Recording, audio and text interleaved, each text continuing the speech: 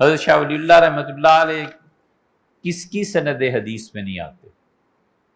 کون ہے اس وقت بر صغیر میں، دیوبند کے لوگوں یا بریلی کے لوگوں، ندوہ والے ہوں یا حتیٰ کہ اہل تشیع میں سے بعض سلسلے ایسے ہیں، سب کی سند حضرت شاہ ولی اللہ رحمۃ اللہ سے چل کے جاتی ہے۔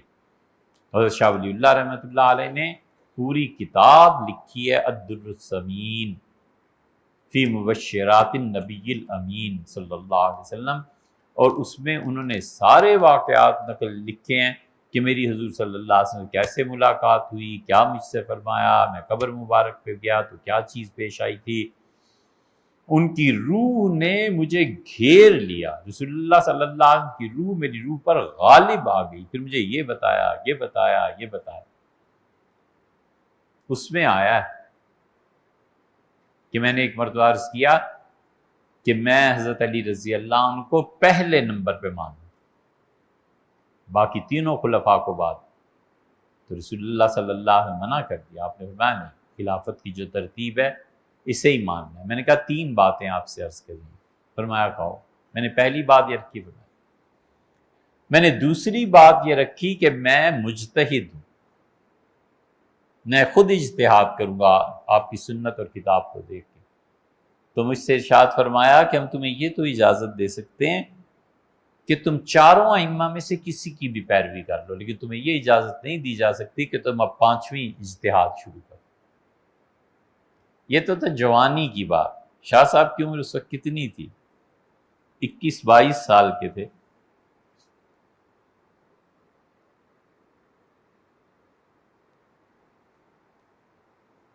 حج کے لیے گئے تھے، راستے میں پھر انہیں اشارہ ہوا کہ واپس چلے جاؤ، اس سال حج نہیں کرو۔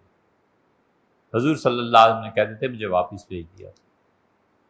کہتے ہیں پھر میں اگلے سال گیا تو مجھے مدینہ منورہ میں ویلکم کیا۔